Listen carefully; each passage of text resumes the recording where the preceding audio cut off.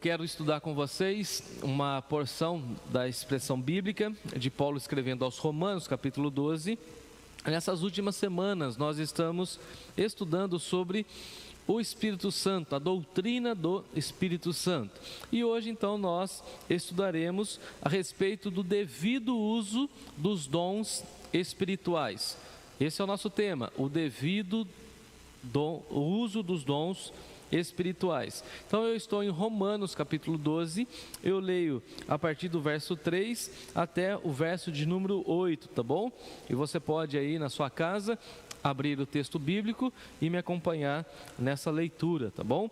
Romanos capítulo 12, de 3 até o versículo 8.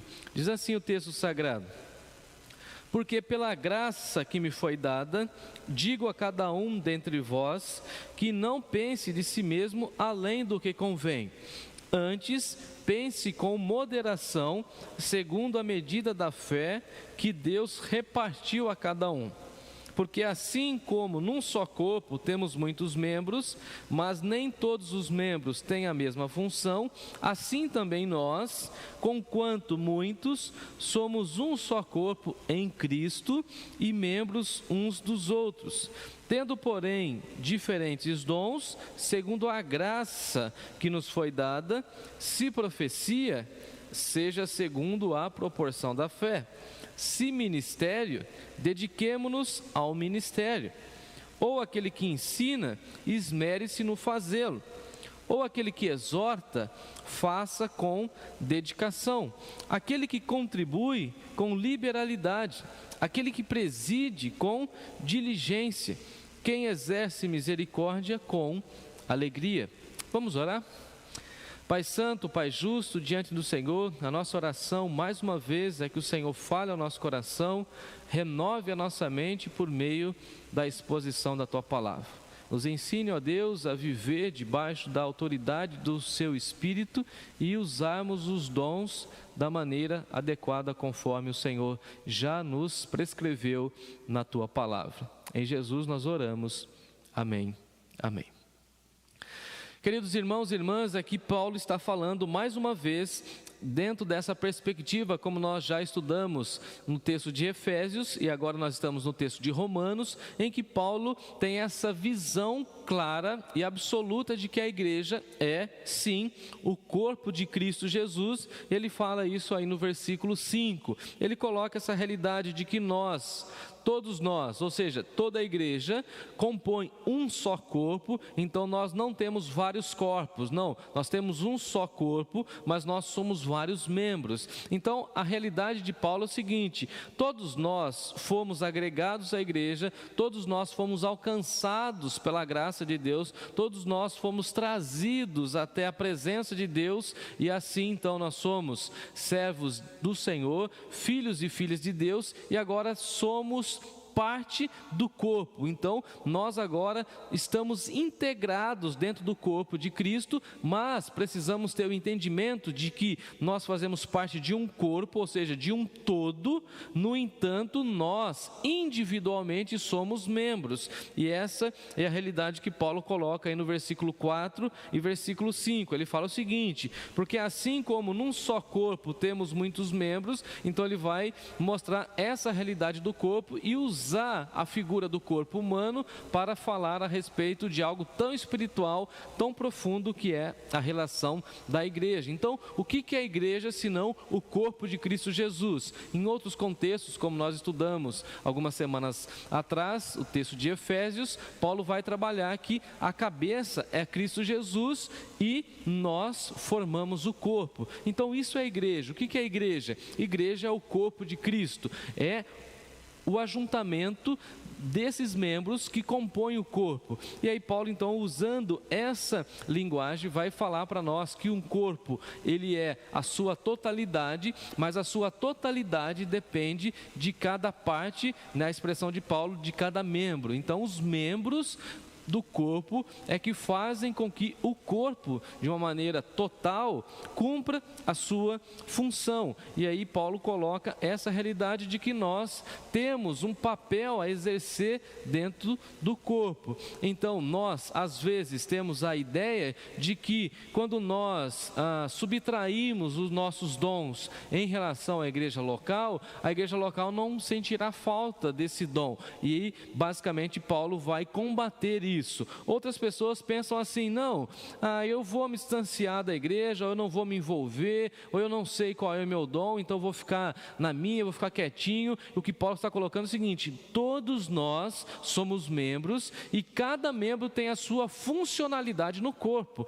Eu sempre digo o seguinte: tem alguns membros dos nossos corpos que não são visíveis, outros já são visíveis, como Paulo coloca, por exemplo, lá em 1 Coríntios capítulo 12. Alguns recebem maior honra, outros não recebem honra. E todos nós precisamos ter esse entendimento de que cada parte do corpo, ele é extremamente importante, como Paulo escreveu em Coríntios, que daqui a pouquinho, em outro momento, nós estudaremos aquele texto. Então, o pé não pode falar assim: porque eu sou pé e porque eu sou um dedinho do pé, eu não vou fazer isso. O ouvido não pode falar o seguinte: não, porque eu sou ouvido, então eu não vou cumprir a outra parte. Então, o que Paulo está colocando para nós é o seguinte: todas as partes do corpo são extremamente importantes. Cada membro do corpo deve cumprir a sua funcionalidade. Por exemplo, eu estou aqui comunicando com vocês e, obviamente, faz parte da minha cultura movimentar muitas minhas mãos e tentar explicar algumas coisas com as minhas mãos.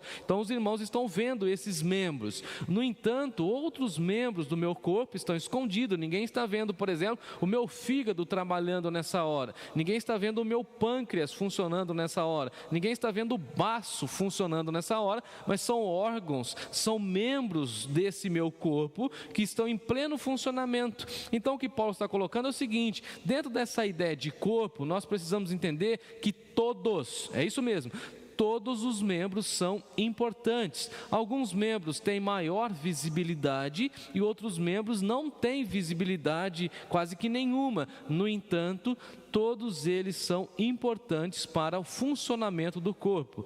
Eu sempre uso uma ilustração de um amigo que na adolescência e juventude, por conta de um acidente, ele precisou remover o dedão do pé. E na época nós, amigos, falávamos assim: olha, eu acho que não vai fazer muita falta, eu acho que ele vai ter uma vida normal. E então ele infelizmente teve que amputar lá o dedão, e depois que ele saiu do centro cirúrgico, foi para o quarto, todo aquele processo, depois teve alta, e quando ele foi ter alta, o médico então recomendou fazer uma palmilha e tal, não sei o que, para colocar ali no seu calçado, para que ele tivesse segurança ao caminhar. E obviamente naqueles primeiros dias ele saiu de muleta, de cadeira de roda, não me lembro o contexto, sei que foi para casa, e quando ele começou a melhorar, que ele precisou se locomover dentro da sua casa, ele percebeu como fazia falta o dedão naquilo que os médicos chamavam de equilíbrio do corpo. Ele não conseguia se equilibrar. E alguém poderia falar assim: mas é só uma parte que quase ninguém vê, fica dentro do calçado, é um dedo apenas. Então veja que é um dedo apenas, mas esse dedo é que dá equilíbrio para o nosso corpo. Então às vezes nós temos essa falsa sensação de que algumas pessoas não farão falta, de que alguns dons não são necessários à igreja. E o que Paulo está colocando para nós aqui é o seguinte: nós somos um só corpo, temos muitos membros e todos os membros deveriam cumprir a sua finalidade no corpo. E se você não se sente parte do corpo, significa que você ainda não teve a compreensão exata e correta de qual é o seu dom. Porque quando você descobre o seu dom, você coloca esse seu dom à disposição do corpo. E o que Paulo aqui também nesse contexto vai nos ensinar é o seguinte: você e eu, quando recebemos um dom da parte de Deus, precisamos ter um entendimento que esse dom não é nosso, e como nós já falamos também em algumas semanas anteriores, não é para o nosso exibicionismo, não é para a gente se achar importante ou para a gente falar assim: olha a performance que eu tenho com esse dom. Não, esse dom que recebemos de Deus por meio da sua sua graça, como veremos daqui a alguns instantes, esse dom, ele deve ser colocado à disposição do corpo, para que o corpo cumpra a sua finalidade. Qual que é a finalidade do corpo de Cristo? Edificação dos salvos, conforme nós já estudamos lá em Efésios capítulo 4, edificação, equipar os salvos, dar ferramentas para aqueles que já são de Jesus e ao mesmo tempo fortalecer esse corpo, para que esse corpo cumpra a sua missão da divulgação do Evangelho. Então veja, cada membro, cada parte do corpo deve se colocar à disposição para o serviço da igreja, para que a igreja, como um corpo, que essa totalidade cumpra a sua missão, que essa totalidade, ou seja, o corpo de Cristo, anuncie que só Ele salva, anuncie a grandeza ou as grandezas do nosso Deus, anuncie o amor de Deus às pessoas, e ao mesmo tempo em que os nossos dons são necessários para esse momento de edificação e eu diria até de preparação para que os salvos cumpram a sua finalidade no plano de Deus e dentro do seu reino. É o que Paulo escreve isso e fala sobre isso lá em Efésios capítulo 4, né? A preparação dos salvos para o trabalho. Então, veja que Paulo coloca essa realidade de nós somos muitos membros, temos essa ligação no corpo, e aí é interessante também que Paulo vai falar o seguinte: olha, o devido uso dos dons espirituais deve estar ligado com a igreja, deve estar ligado com o corpo. Não faz sentido nenhum, biblicamente falando, você receber uma capacitação, ou seja, um dom espiritual, uma capacitação do Espírito Santo, que capacitou você para esse serviço na igreja, no reino, e aí você pega essa capacitação e vai usar fora do ambiente do reino de Deus. Como temos vários exemplos, né, de pessoas que receberam dons espirituais e usam esses dons fora do reino, fora dessa ambiência cristã, com outras finalidades, né? Alguns até economicamente, para ganhar dinheiro, para ter visibilidade, enfim, usam dons espirituais para outras finalidades. O que Paulo está colocando para nós é o seguinte: olha, nós precisamos usar os nossos dons no reino de Deus, ou seja, no corpo de Cristo. E aí no versículo 4, Paulo coloca essa realidade que nem todos os membros têm a mesma função. E isso aqui é importante para nós quando a gente vai pensar e refletir sobre o devido uso dos dons espirituais. Cada um tem uma função e nem todos recebem os mesmos dons. Então, por exemplo, se todas as pessoas da nossa igreja, por exemplo, recebessem o dom que eu tenho, que é o dom da comunicação, o dom da pregação, o dom do ensino, por exemplo, então todo mundo estaria ensinando. E a pergunta é: e as outras áreas da igreja?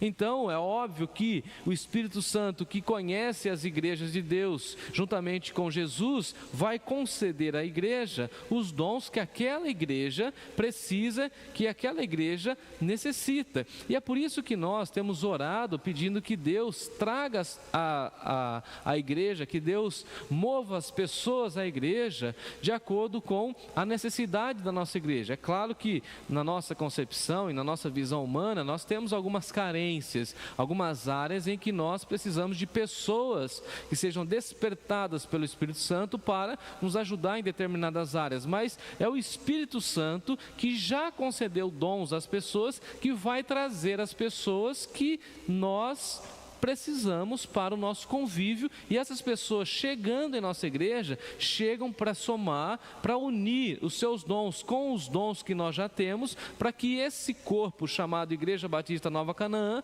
consiga avançar em seu ministério. Então, nem todos recebem a mesma função ou recebem os mesmos dons. Então, por exemplo, Paulo aqui vai falar do dom da exortação. Então, você imagina se todos os membros da nossa igreja recebessem o dom da exortação, então todo mundo estaria apto para exortar, e a pergunta é: quem receberia a exortação se todos são aptos para exortar?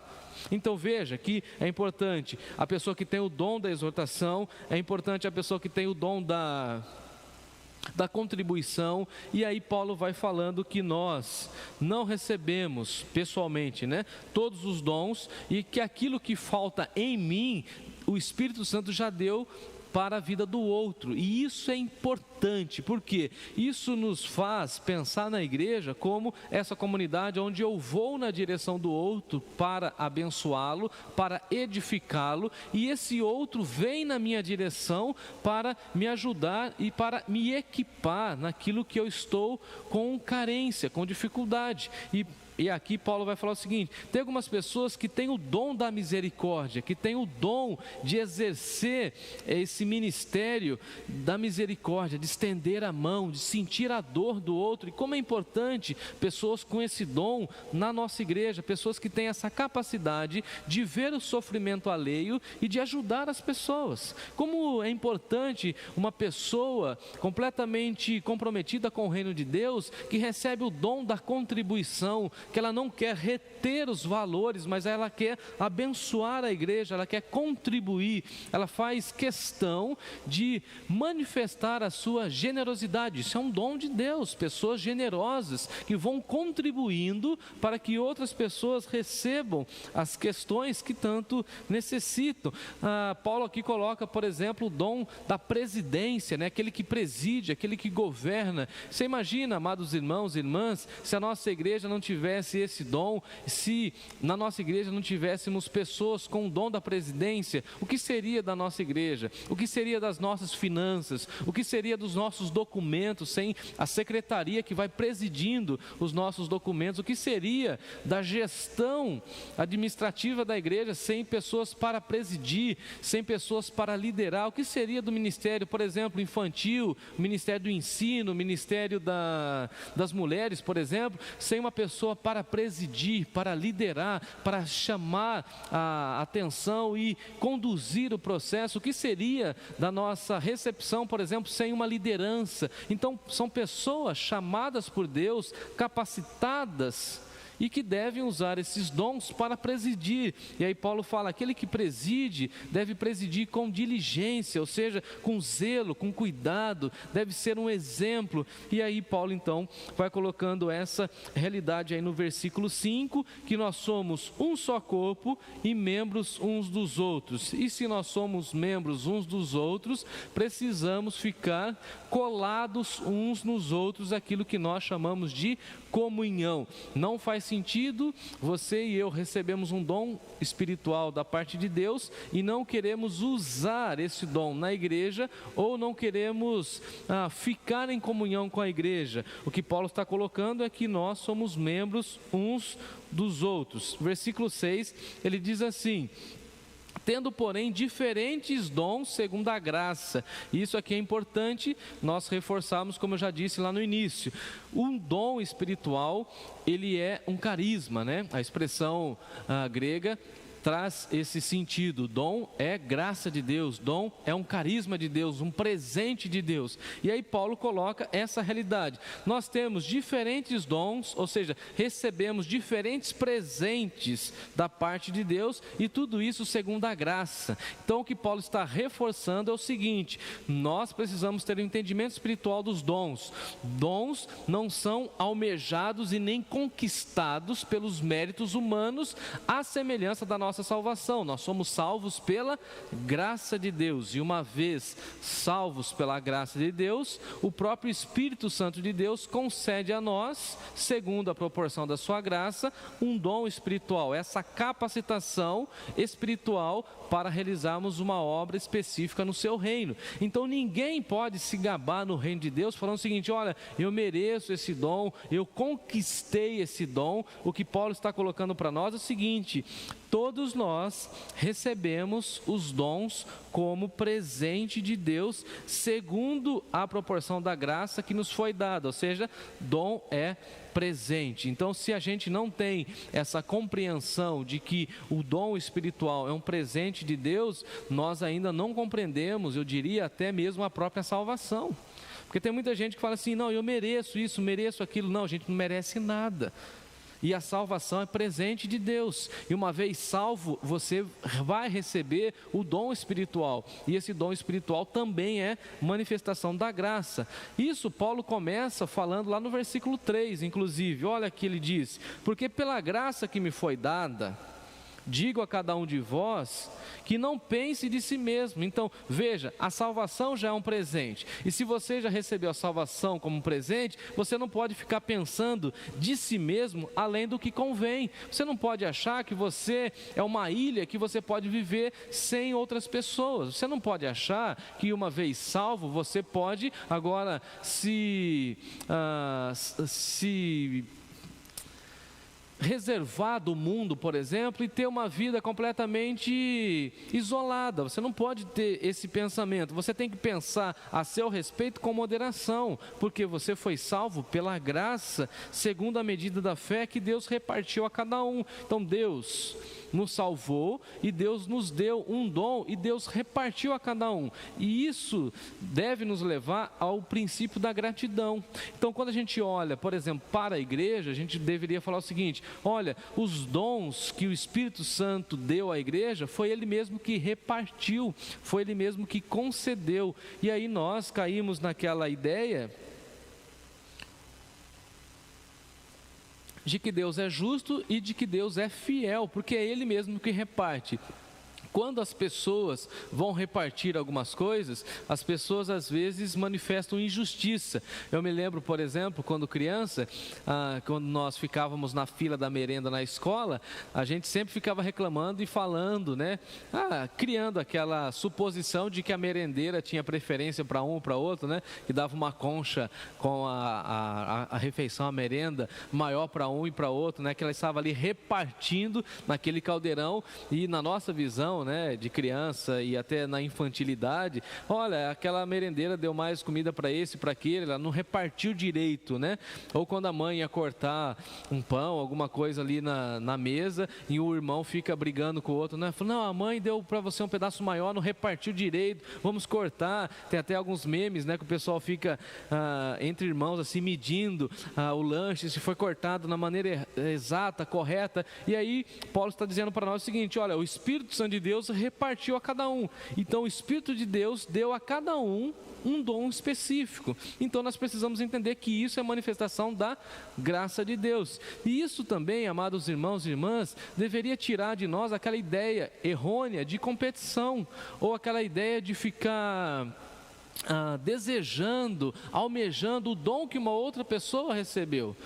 Por exemplo, eu admiro o dom ou alguns dons que o Espírito Santo concedeu a outras pessoas, e alguns dons que eu não tenho. Claro que eu não tenho, nós não podemos ter todos os dons. Então, às vezes eu fico olhando para algumas pessoas e falo assim: nossa, que incrível aquele dom, deve ser muito magnífico trabalhar no reino de Deus com aqueles dons. Mas eu não posso ter inveja daquele dom, eu não posso cobiçar aquele dom, porque o Espírito Santo, de maneira sábia, de maneira justa, repartiu a cada um. Então eu preciso me alegrar com o dom que eu recebi e me colocar à disposição de Deus com o dom que Ele mesmo repartiu a mim, entendendo que isso é manifestação da graça de Deus. Ninguém pode falar o seguinte: olha, eu mereço determinado dom, eu que alcancei determinado dom. Isso não existe no reino de Deus. Essa capacitação que vem do Senhor, nós recebemos do próprio Espírito Santo de Deus. E agora eu quero voltar aí no versículo 6 para caminhar para a conclusão da nossa reflexão a respeito do uso dos dons, quando Paulo fala no versículo 6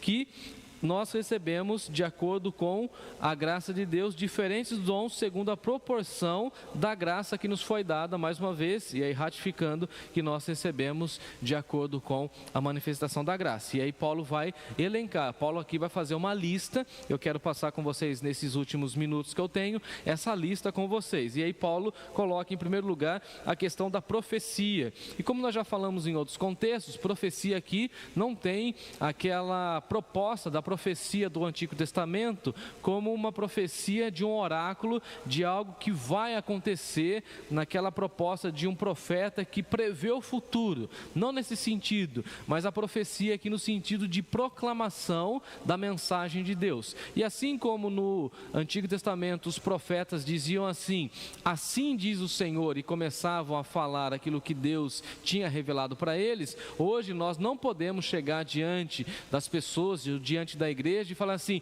assim diz o Senhor. e aí falar aquilo que supostamente Deus teria falado conosco. Isso acontecia no Antigo Testamento, porque eles não tinham a revelação escrita. Hoje nós temos o texto. Então, os profetas do Antigo Testamento falavam: assim diz o Senhor. E como nós falamos hoje, como profetas de Deus, assim diz o texto. A nossa referência ao texto, a nossa autoridade bíblica ao texto. Haja vista que a nossa declaração de fé e de prática é que a Bíblia é a nossa única regra, a nossa única fonte de revelação da parte de Deus. Então, se profecia no sentido de proclamação, que as pessoas que receberam o dom da profecia seja segundo a proporção da fé. Ou seja, o profeta, ele tem que ser uma pessoa de fé para falar da parte de Deus e falar com autoridade o texto que vai denunciar o pecado, que vai confrontar o pecador. Isso não é muito fácil de fazer, mas os profetas, aqueles que receberam o dom da profecia, precisam exercê-lo, precisam falar com contundência a respeito das grandezas de Deus, a respeito da santidade de Deus, a respeito da justiça de Deus. Então, se você recebeu o dom da profecia, você vai caminhar segundo a proporção da sua fé. E quanto mais fé você tem, mais ousado você fica na exposição da sua profecia. A gente vê isso com a igreja no livro de Atos. Conforme a igreja tinha muita fé e a igreja era revestida pelo Espírito Santo de Deus, os apóstolos clamavam que Deus desse para eles ousadia e intrepidez, ou seja, segundo a proporção da fé. E quanto mais eles cresciam na fé, mais ousados eles ficavam na profecia. A gente vê isso no próprio apóstolo Paulo, como ele, diante das autoridades, ele falava com muita veemência, contundência a respeito das coisas de Deus. Então Paulo coloca o primeiro dom aqui nessa lista é a profecia, e seja segundo a proporção da fé, que Deus sempre levante entre nós pessoas com o dom da profecia nesse sentido de proclamação da mensagem do evangelho. Se ministério, e aí Paulo coloca de uma maneira mais abrangente, ministério aqui é claro que está ligado àquilo que nós fazemos e ministramos diante de Deus e da igreja, ou seja, se ministério, aí podemos aqui colocar todos os nossos ministérios. Então, as pessoas que recebem o dom de ministrar, as pessoas que recebem o dom de ensinar, de compartilhar, de gerenciar o ministério na igreja, devem se dedicar ao ministério. Aquelas pessoas que recebem a capacitação de Deus, o dom do pastoreio, que é meu caso, que é um ministério, e por isso eu exerço ministério pastoral, eu preciso me dedicar ao ministério. Então a pessoa que recebe essa capacitação de ministério precisa se dedicar ao ministério, e por isso não cabe, por exemplo, entre nós, pessoas que, e entre nós aqui eu falo entre nós no reino de Deus, né? Entre nós nesse cenário evangélico, não cabe pessoas que recebem o dom do ministério que não tenham dedicação. Porque veja, você recebeu uma capacitação espiritual e você precisa se dedicar nisso que você recebeu. Então, se ministério, dedique-se ao ministério, se entregue ao ministério, mergulhe de cabeça no ministério. Aquele que ensina deve se esmerar no fazê-lo. Então, as pessoas que receberam o dom do ensino, essa capacitação de Deus de ensinar, essa facilidade em transportar o texto bíblico para a vivência da pessoa, deve ter essa proposta de buscar mais conhecimento, essa proposta de oração. E Paulo usa uma expressão que eu acho fantástica, né? Aquele que recebeu o dom do ensino, que ensine com esmero, que esmere-se no fazê-lo, né? Que se dedique nessa capacitação de ensinar, porque isso é maravilhoso. E essa expressão, né, esmerar-se, tem a ver com dedicação, com empenho, e aí nós nem imaginamos, né, a dedicação que um professor precisa, de como uma professora precisa, horas de aula, e aí ficam pensando como fazer as aplicações, as analogias, as ilustrações. Então quem recebeu o dom do ensino deve buscar se dedicar ao ensino. Aquele que exorta deve fazer com dedicação, recebeu o dom da exortação,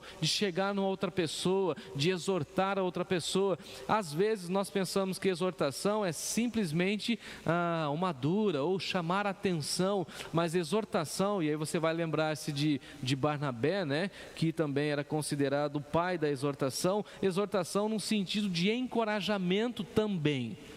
essa expressão grega. Então, se você recebeu o dom de encorajar alguém, faça isso com dedicação. Dedique-se no encorajamento, dedique-se na exortação de uma pessoa. Se uma pessoa está tomando um rumo errado na sua vida, vai lá e exorte ela, ou seja, tire ela desse caminho de morte e conduza ela para o caminho da vida. Se uma pessoa está tomando decisões equivocadas, vai lá e exorte. Se uma pessoa está em pecado, vai lá e exorte com dedicação, com carinho. Se uma pessoa está desanimada, se uma pessoa está abatida, se uma pessoa está depressiva, vai lá e encoraje essa pessoa, essa criatura com a presença de Deus, exorte com dedicação. Se você recebeu o dom da contribuição, seja generoso, contribui com liberalidade, não fique retendo, libere o recurso, porque a Bíblia vai dizer para nós que aquele que é generoso,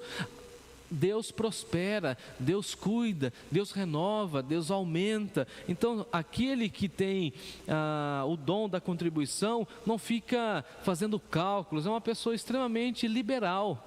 Tudo aquilo que a comunidade precisa, ela está à disposição. E algumas pessoas receberam esse dom entre nós. É aquele que preside, aquele que recebeu a responsabilidade do governo, da presidência, da liderança, que faça com diligência, que faça com dedicação, no sentido de mostrar equidade, diligência, cuidado, carinho. E quem exerce misericórdia, ou seja, pessoas que estão ligadas ao sofrimento, porque exercer misericórdia aqui tem a ver em sofrer com o outro, seria quase uma espécie de uma ação social, de uma pessoa que se dedica à visitação de enfermos, pessoas que sofrem com o sofrimento alheio. Então, se você recebeu o dom da misericórdia, faça isso com alegria, não faça isso com peso, como algo extremamente enfadonho para a sua vida. Não, se você recebeu o dom de exercer misericórdia, o dom de chegar numa casa levando uma cesta básica, chegar no hospital levando alegria, faça isso com leveza, faça isso com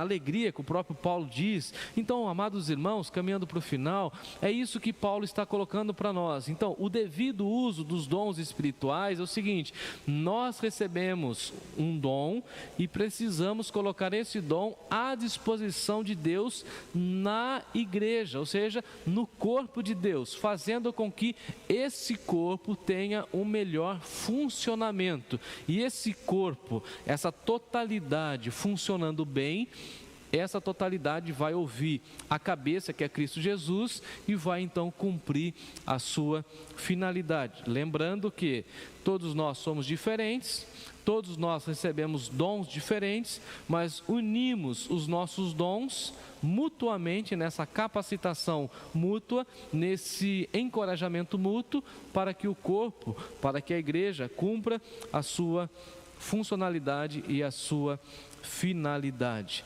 E é um privilégio para nós viver na igreja, conviver na igreja e se dedicar a esse trabalho que o Senhor colocou diante de nós. A minha oração é que o Senhor desperte em você o seu dom. Se você ainda não entendeu, não percebeu, que o Espírito Santo que concedeu para você o dom, fale para você, mostre para você, sinalize qual que é o seu dom, e uma vez que você tenha esse entendimento, que você se apresente à igreja e fale o seguinte: irmãos e irmãs, estou aqui, o meu dom é esse, vou me dedicar nessa área, e certamente você vai se realizar, vai se sentir útil diante da sua igreja, diante do reino de Deus e diante do mundo, porque certamente foi para isso que Deus te criou. Ele te salvou pela graça e concedeu a você e a mim, a todos nós, um dom espiritual para que nós tenhamos esse exercício dos dons e assim encontremos a plenitude na vida cristã. A vida cristã tem essa alegria, a alegria de ser salvo e a alegria de servir. Eu espero que essas duas propostas de alegria se fundam em seu coração e que você seja feliz. Que Deus assim nos abençoe nessa quarta-feira. Amém?